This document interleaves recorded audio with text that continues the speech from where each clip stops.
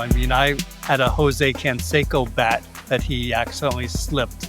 And I remember I could still hear the Ah. sound of it whizzing by my head. Hi, everyone, and thank you for coming back to another recording of Foul Ball Safety Now Talks. I'm Jordan Scott. I'm here with Brianna Ludwig. We're in the middle of March, coming on to another baseball season in a few weeks. And then a few weeks after that, all professional baseball will be in action. Colleges are already going, and Brianna and I are working on some things, which we'll talk about in a minute when we get to the news. So we're excited to bring on our guest shortly. Before we do that, just a little recap on how Foul Ball Safety Now started back in 2019. Watching some morning news, very disturbing, seeing a little child get hurt by a fast, hard ball at a ballpark.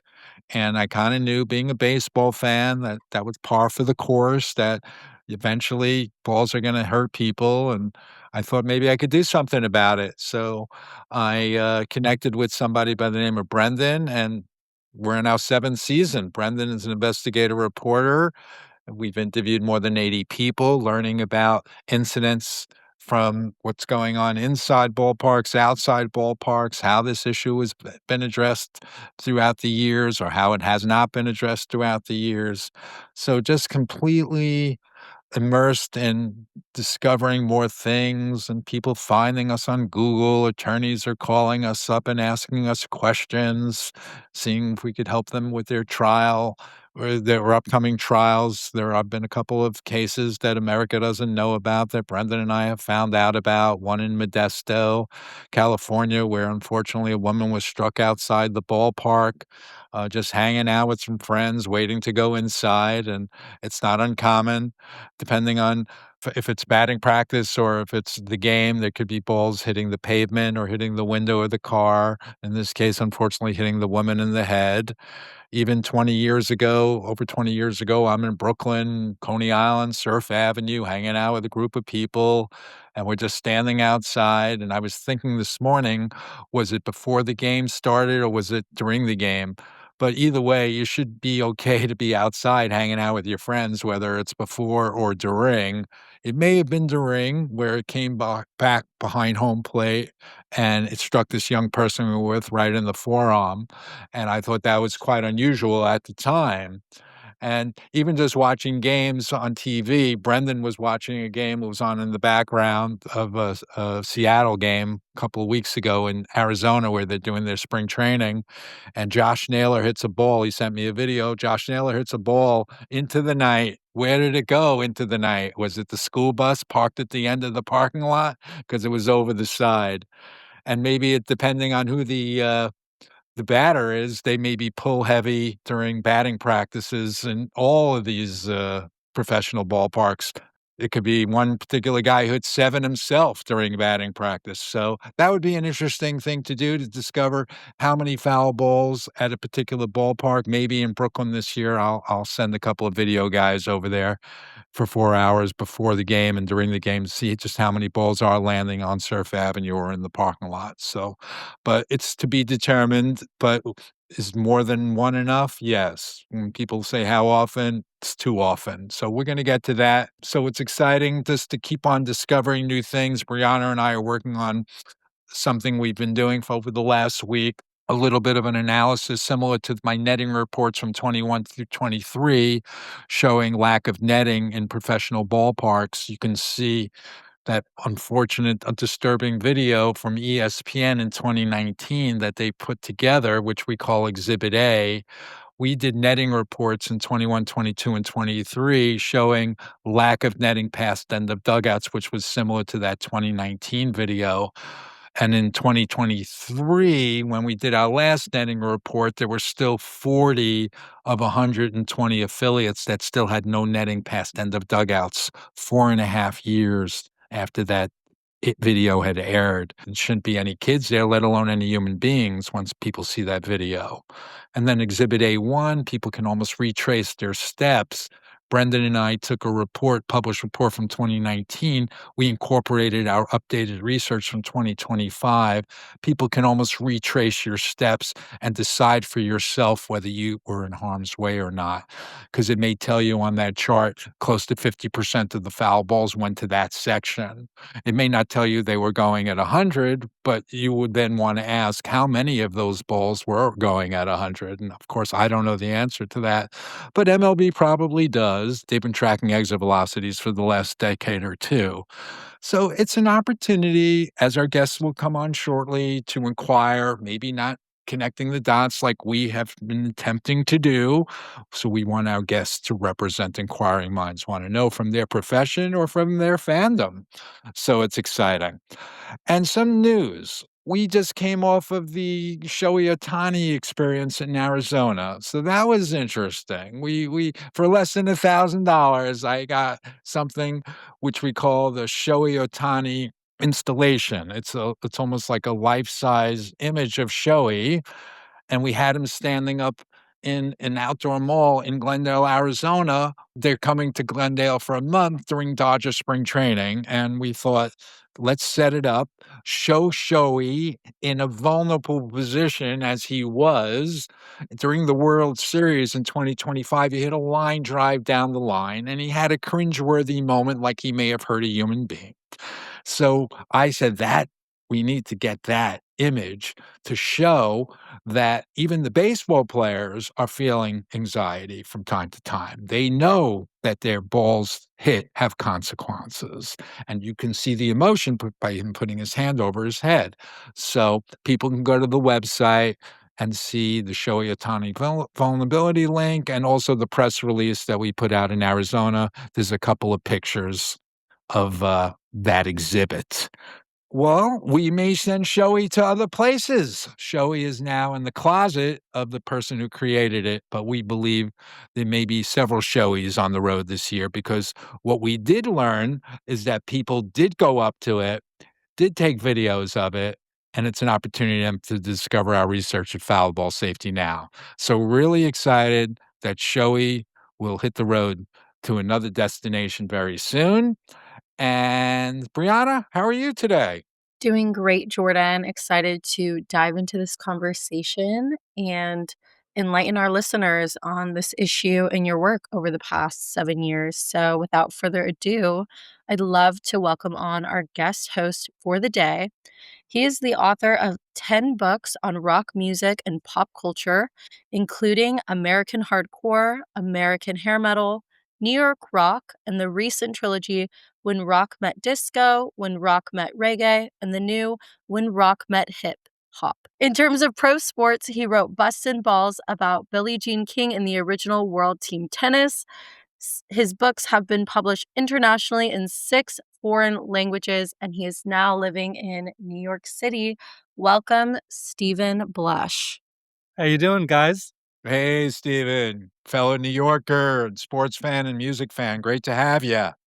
It's terrific to be here. It's a issue that I've actually thought quite a bit about. So it's good that we made the connection. Terrific. Are you ready to take the reins, lead the discussion, take this where you need to go? Yeah, of course. So, I mean, I guess the first obvious question is why is baseball safety such an important subject? Well, absolutely. Every year, there's unfortunate souls that become part of the less than 1% club forever. Obviously, there's 100 million fans, and there's no way there's been 1 million fans that have had life-altering experiences, but there's been thousands. And Brendan and I are meeting these people every year, and we know, based on even some studies, the NBC investigation from a number of years ago, which implied 5,000 people reported to first aid between the years of 2012 and 2019, and then also we know of at least 45 children, I think most did experience head injuries, recorded from mostly MLB games. But we believe since there's 5 times as many more professional games, the numbers could be a lot higher. And unfortunately, yeah, there'll be new people every year inducted into the less than 1% injured club. And Brianna, and others have been helping us discover that people are self-reporting their injuries in 2025 through TikTok. People have been hit at baseball games, at MLB games. I think we've recorded around 30 of them. Okay. Yeah, it was actually around, like, 45, Oh, injuries that we reported, yeah, in the 2025 season. was that from the few years, or was that from 2025 alone? No, that was 2025 alone, the self-reported injuries that we were able to find. Okay. There definitely could be is and probably sadly is more than that, but these are just the people that we were able to find through the algorithm and searches that Mhm. were willing to, post their injuries online. My Gotcha. daughter plays travel softball, or I certainly witnessed 3 or 4 times people getting hit in the face or the back of the head by a ball because they were behind a fence or something. I mean, not sent to the hospital, but definitely created a scene. I mean, it's something that I've experienced firsthand. I've obviously seen it at professional games. There are those spots where you're kinda close to the action, but it's not fenced in, or covered. So what are the odds of getting severely injured playing or attending games? Well, yes, the odds are very much against you getting hurt. 99 point a lot of percent are never gonna even get wind of this experience. That's Mhm. for sure. But should business as usual be allowed to have new members enter into the less than 1% injured club? These are people that will have life altering experiences. There are thousands of people throughout the last 100 years that have been part of life altering experiences, whether it be hit by balls or bats inside the field or balls outside the field. And we feel like there's the possibilities of a baseball civilized society. And I believe that the 99 point percent plus people will get wind of the people who are part of the 1% club, the less than 1% club. They're going to sympathize and empathize that it could have been them a day earlier or 3 weeks later, and that they'll understand that that's not the proper way it should be done. People should be able to park their car in the parking lot, like Brianna, who has a baby, who's not even 2 years old. Places like Modesto, California, where she should be able to park her car and have a game plan on how to navigate through the parking lot and go in the game and not worry and go get up and go have a snack and come back to her seat and not worry about a thing. There's not gonna be any ball that comes near her. She's not an action figure or a superhero to defend herself or her child. Why isn't there a roadmap for fans with specific directions? This is how it works, folks. This is how you park. This is where you go in. This is where you sit. The argument I hear is there's always been a risk. Well, Stephen, how is that risk presented to us throughout the legacy of the game? Was it presented in micro print? And then potentially once you got at the game, there was an announcement and maybe something on your cup holder. I think it's been more that way, not presented in a responsible way year after year after year, where they knew exactly the data from the year before and they could have anticipated the data a year after. Let's Mhm. create a baseball civilized society. We've never been. I'd love to get there. I know my daughter took out a car window last season. Uh, I've, and nobody was in the car at the time, I but, well, let's hope so. Yeah. obviously, what are some of the things that you can't, avoid? Like, for instance, the parking, I don't know Right, what exactly. uh So, guess what? There's billions of dollars, and there's architects, engineers, and solutions would love to render something up at their kitchen table. And watch how fast Iron Dome technology and nets are incorporated. And voila, no more broken windows or broken heads like in Modesto. And the teams, when they smash you, they're not even gonna pay the bill. the woman in Modesto had to find an attorney. Why wouldn't the Modesto team at the time was an affiliate of the Mariners worth billions of dollars? Of course, you would have said to the woman, ma'am, you just got struck in the head in our parking lot, and it will never happen again. You will have access to all of our doctors. You will not need an attorney, and all walking traffic will be detoured until further notice. But nothing is in place. I wrote 3 letters to the Modesto newspaper. We were contacted in the spring of '25. Her incident was in '23. People should have been walking around in Modesto or Brooklyn or any other place where these sides are low for the last few years. Just saying, there are solutions. We should get to that. Mhm. We've definitely got the technology and resources to where this doesn't have to happen. And I think the worst part is that not only are these injuries, fatalities, or mishaps, like with the car window, preventable, but they're also predictable. We know every season there's going to be head injuries. We know every season that there's going to be broken windshields. So they have the data. They have more data than we do, the MLB, and it's sadly been up to them to fix it, and they haven't really made any strides to prevent these predictable instances from happening. What are the most common injuries and also what are some of the most uncommon or just freak injuries that you've, come across? That's a tough one. We can start with the people that Brendan and I have met. We met Erwin Goldblum.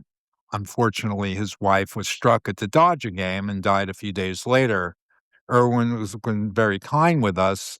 He's attended 7 of our virtual press conference experiences. She was up in the loge level. That's behind home plate, or at least the first section above the field box. And it was behind the home plate area where the nets were not high enough to block the ball. And she was struck and she died a few days later. It wasn't till Labor Day weekend 2019 before the nets had gone up higher. And that's a whole nother discussion, how many people sat there with not knowing that somebody was struck and died in August of 2018 until the nets went up vertically, almost like a full year or just over a full year. And then there were a couple of people Brendan and I have met who were blinded. 2 people that Brendan and I have interviewed were blinded in one eye, and that was sad to hear. One was a person who was friends with my lawyer, Lynn. Her girlfriend was blinded at Shea Stadium back in 1979. She was very kind to revisit the experience with us. And she was very graphic about her situation because she realizes it spilled over into her family years later as her child was growing up and playing Little League. He decided not to play Little League anymore at 8. And I believe is because his mother was making him feel nervous and he wanted to please his mother. And I believe that 8-year-old is now maybe 30 and he may be a parent. And maybe he's saying to his own child, maybe you don't want to play baseball. Look what happened to your grandmother. Brendan and I heard that in a longer form interview with Jenny. We can see that this was an emotional trauma, and it still is. And then there was another person we've interviewed, a gentleman who was blinded at one eye by a ball in St. Louis, and he became bitter with the team because the team owner called a few times, and then all of a sudden the calls stopped, and we came to that conclusion. Even it was the couple speaking with us, Rick and Laura, and I think at the end of the day, the lawyers told the owner, "Don't call them. It's not good for us to stay in touch with you." There's really no room for decency, Stephen, until there's a genuine apology. There's no genuine apology available. So when baseball hurts you or maims you or does worse, there's really little they can do. There's no genuine gesture that will make you feel better. And Brendan and I are committed to making sure these stories will be heard, and those are a few that we've connected to. Right, so we're basically talking about facial head and facial injuries.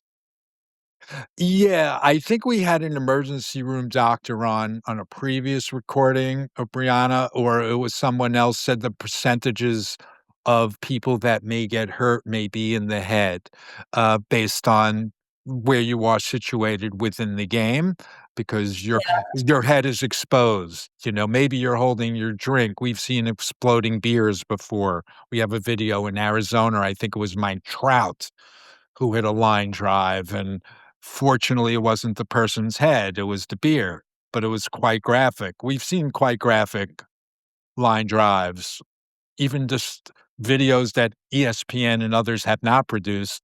We've found them. Seems to be a lot of things on YouTube, that people can discover for themselves, but certainly my website will help. So Yeah, we're talking also about, flying bats being, a problem. I mean, I had a Jose Canseco bat that he accidentally slipped, and I remember I could still hear the Ah, sound of it whizzing by my head. Um, wow. that was Was probably this at coming at Yankee Stadium? this was at Yankee Stadium in his short time with the Yankees, yes. He was on the Yankees at the time. Yeah. Yep, yeah.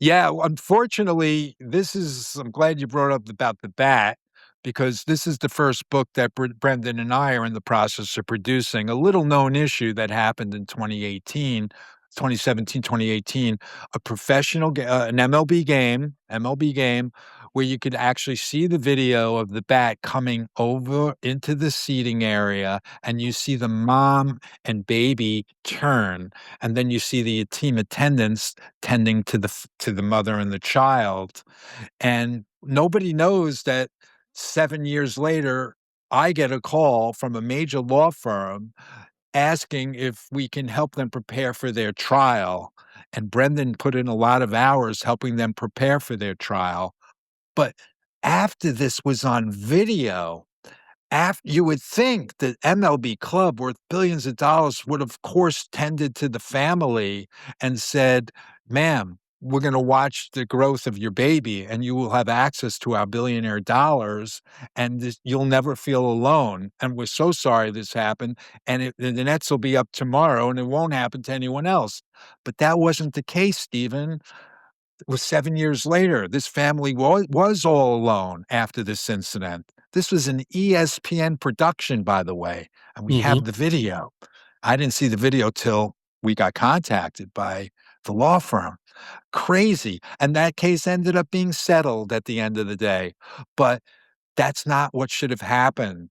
Billionaire doctors should have been at the family's disposal, and this kid should have had every specialist possible. This baby grew up nonverbal, and nothing has changed because people can go see the website, Stephen, at Foul Ball Safety Now.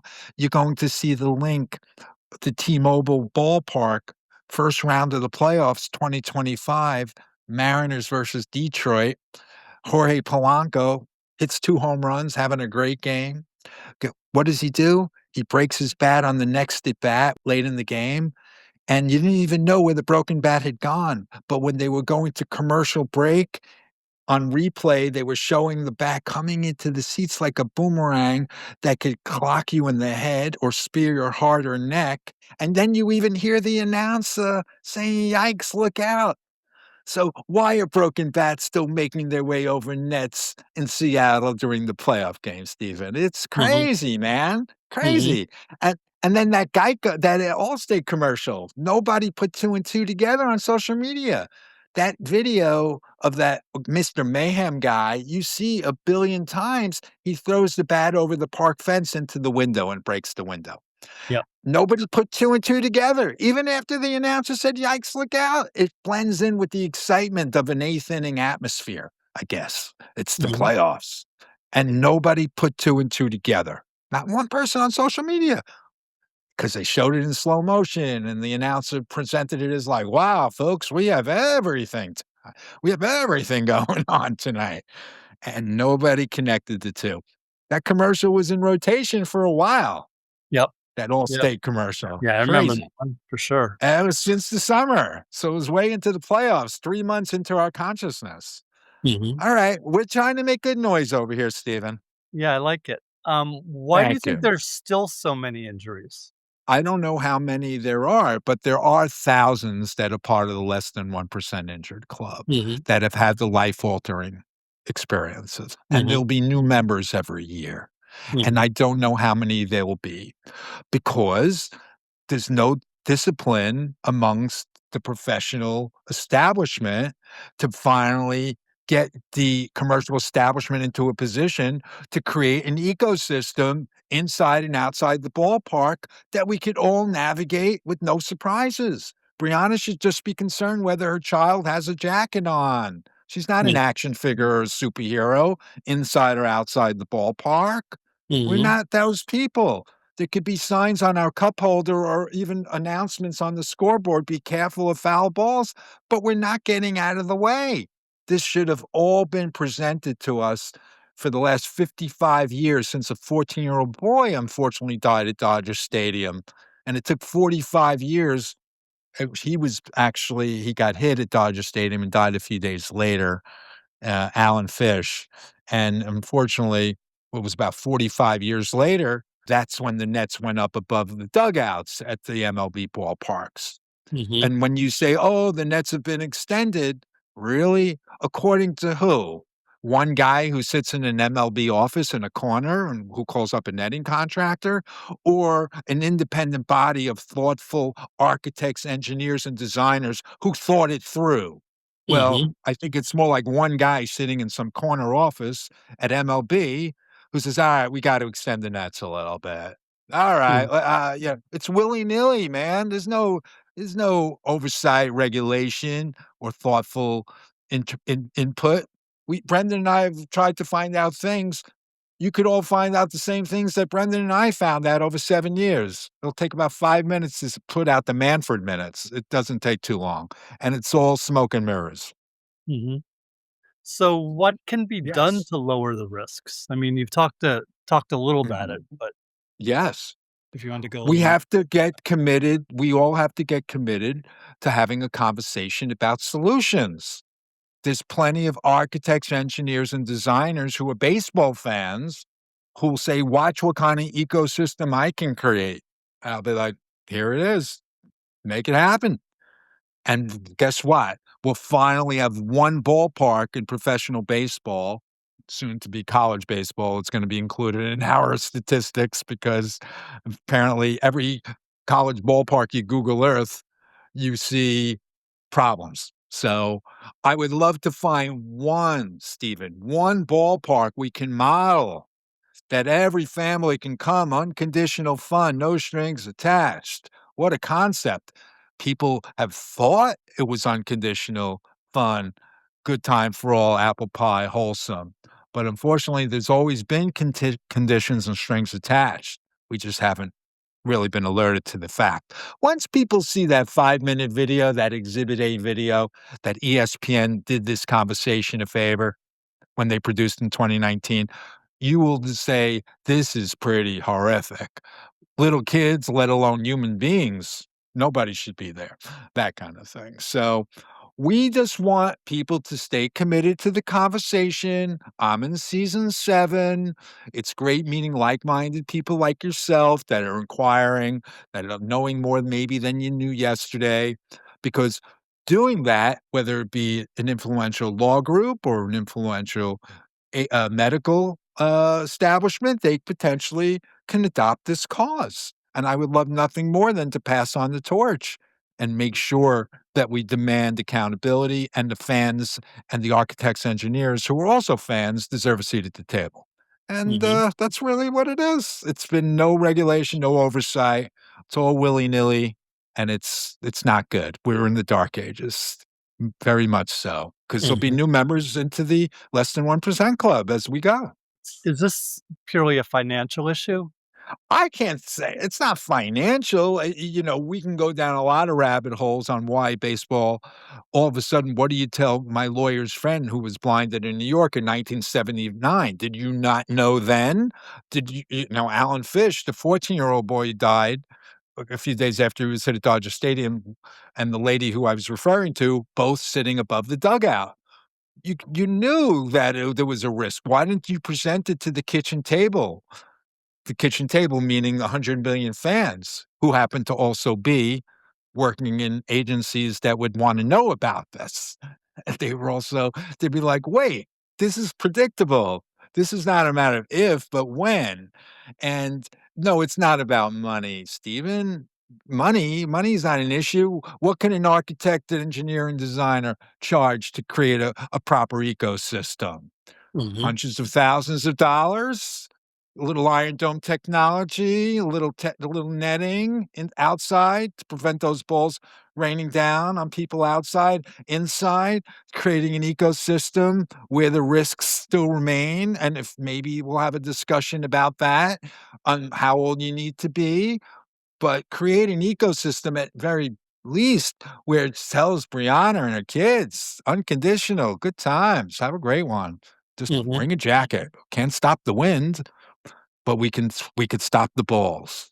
Is What's this that? kind of a conspiracy of some sort between the major, minor, and college baseball associations? I don't know. I just think it hasn't been discussed.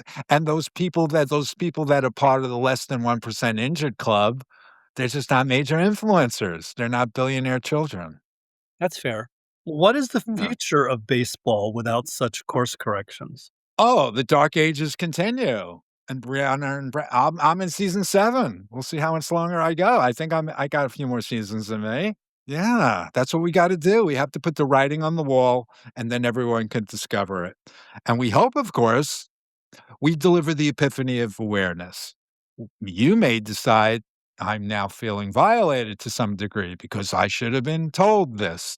Then we'd be like, oh, we just made some penetration into some inquiring minds, and now they're thinking about the game a little differently. Their memories are a little bit stained now. They just saw that 5-minute video that ESPN produced from 2019, and they realized they went to games in prior years 4 times a year while the kids were little, and that adds up to 40 times, and then they're gonna wanna know after they see Exhibit A1, how Brendan and I incorporated what this published report in 2019 came out with and what we incorporated into 2025, you can almost retrace your steps and realize that you were part of the shooting gallery.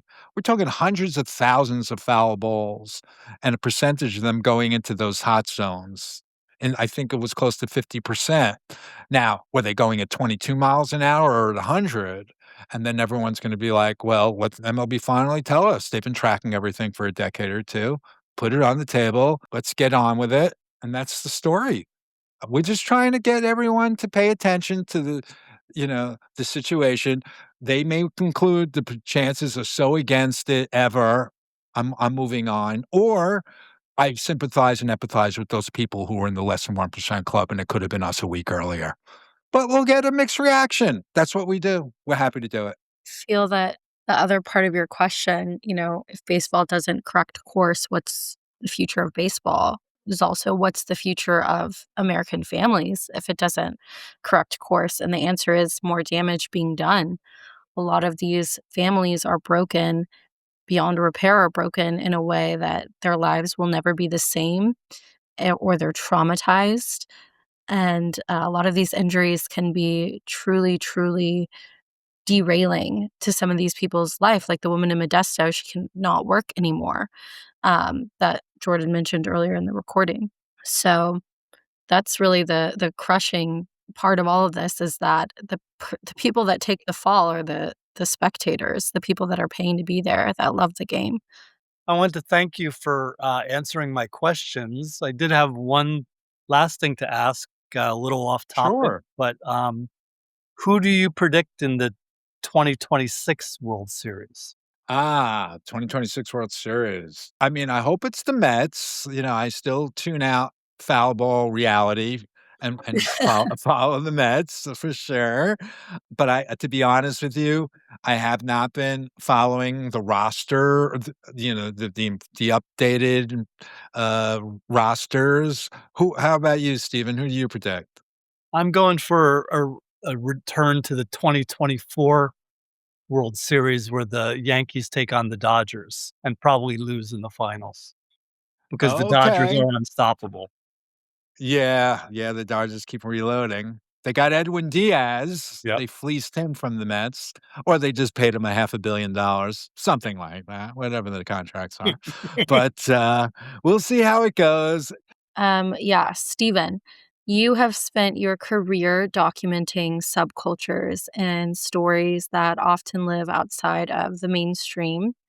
When you hear about the foul ball issue, do you feel like this is a story that's being intentionally overlooked by modern media journalism? I do. I do think I because it's not a pretty story. You know, it's not gonna get you invited to the games, it's not gonna get you invited to preseasons or parties or things like that. I find the sports media very much like a yes man society. Music, has people who will question the establishment, but I don't think that there's too much of that that goes on in sports writing, at least not anymore. I mean, there were, like, the classic books like Ball 4 and things that, you know, opened the doors to, the dark side of the locker room and things like that, but, I relate to the story because it's a hidden story, and it's a dark story, and I see as something that is correctable, like you guys are saying. I wish you luck on this endeavor because I think it's an important story to tell. Great. Stephen, this is terrific. And it's always great to get people to inquire and pick up on what we've been doing. I think it's been worthy of all of our time. And we will continue making news at Foul Ball Safety. So thanks again to our guest, Stephen and Brianna. And we'll do it again soon.